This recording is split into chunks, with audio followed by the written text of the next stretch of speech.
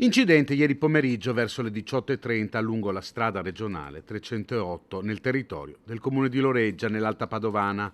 Uno scontro frontale tra un autocarro guidato da un cittadino rumeno di 42 anni e una vettura condotta da una donna 32enne di Castelfranco Veneto. Da una prima ricostruzione della polizia locale e della Federazione del Campo Sampierese, intervenuta sul posto per i rilievi, la vettura, che proveniva da Padova e andava verso Castelfranco, condotta da una 32enne, ha invaso la corsia di marcia andando a scontrarsi contro il furgoncino, che ha cercato di evitare la collisione senza però riuscirci.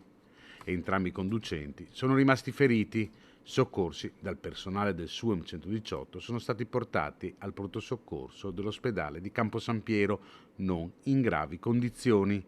Intervenuti anche i vigili del fuoco per la messa in sicurezza dei veicoli.